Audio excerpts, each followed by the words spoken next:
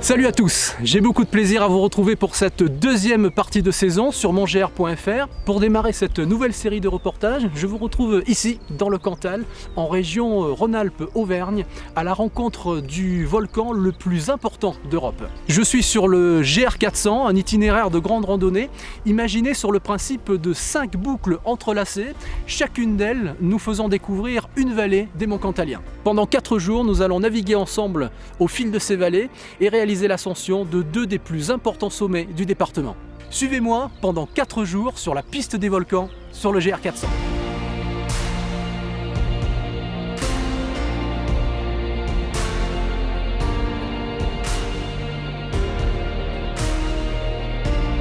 Alors pour tout vous dire, j'en suis à ma deuxième journée de marche et regardez, vous pouvez le constater, la météo n'est pas avec moi, le soleil n'est pas au rendez-vous, c'est vrai. Je n'ai pas vu pour l'instant l'ombre d'un sommet cantalien. Une randonnée que j'ai démarrée hier au petit hameau du Faux. J'ai pris la direction des Estives et du Puy-Violent avec toujours une météo assez défavorable. Et pour tout vous dire, le soleil joue à cache-cache depuis le début de ma randonnée. J'ai poursuivi ensuite en direction du vallon de Récusset, très joli vallon qui a enclenché ensuite en direction d'une très belle forêt. C'est la forêt d'Irambeau, une forêt vraiment magique, presque à la limite du mystique. Et ensuite je me suis arrêté au petit village du Falgou où j'ai passé la nuit.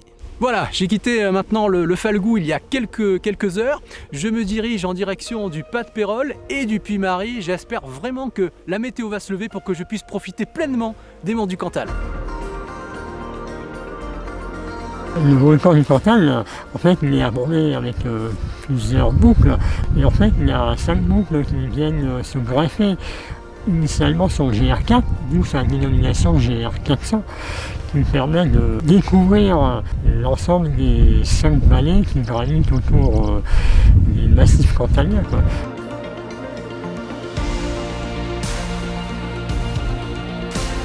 L'un des bons plans sur ce GR400, c'est de réserver votre nuit ici.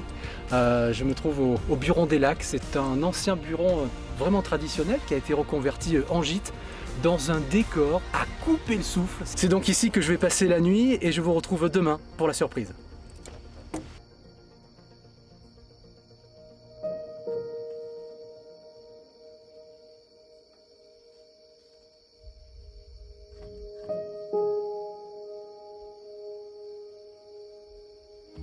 Bon et voilà les amis, la surprise elle est là. Et il y a des moments comme ça où les commentaires sont totalement inutiles. C'est un lever de soleil auquel j'assiste, je suis au sommet du Puy-Marie. Je suis seul. Moi je crois qu'il doit être aux alentours de 6h10, 6h15 du matin. Mais le spectacle en vaut la chandelle.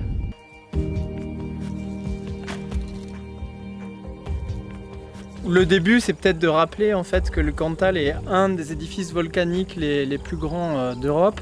En fait, il faut avoir l'œil aiguisé au volcanisme pour comprendre qu'est-ce qui fait que c'est un volcan. Tout ça pour expliquer en fait que c'est complexe. Dans le centre, on a toutes ces montagnes qui, en fait, si on les suit du bout du doigt, forment un cercle qui correspond grosso modo à ces anciens cratères au centre du grand cône volcanique du Cantal. Et tout autour, on a des vallées en étoiles, souvent à fond plat. Et entre chaque vallée, on a des plateaux. Ce qui fait que quand on parcourt le GR400 sur une semaine, on a un petit peu, sans exagérer, l'impression d'avoir parcouru plusieurs pays, quoi.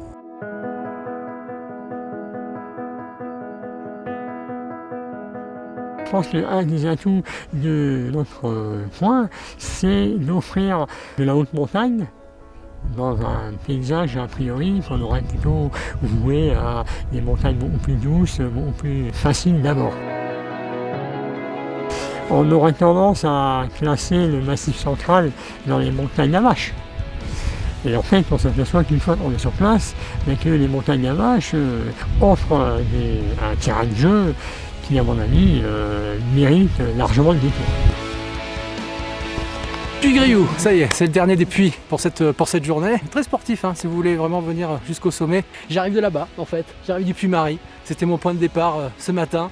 C'est un très beau parcours, un paysage panoramique absolument sublime tout au long de cette journée.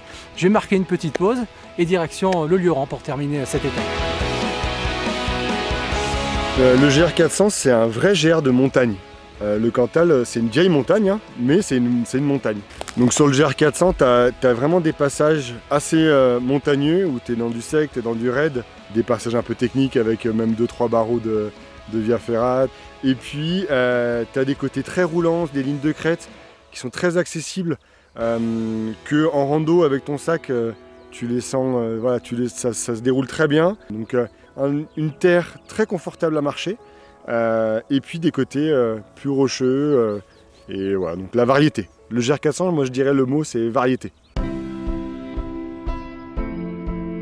Et Franck, ouais. Tu pars au Plomb du Cantal. Ouais.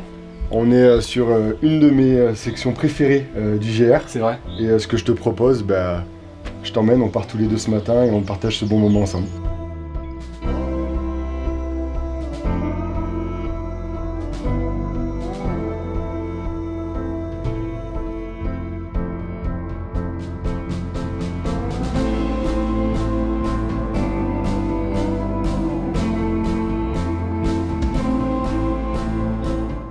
Et voilà, ça y est Franck, regarde, le Plomb du Cantal, On est arrivé. c'est là où tu vas, et puis après, tu auras fait le GR400. Ok. Moi je rentre, Tu nous as fort pu je partager vais chercher les clients de ce soir. ton ressenti surtout sur la région. Merci beaucoup. Plaisir.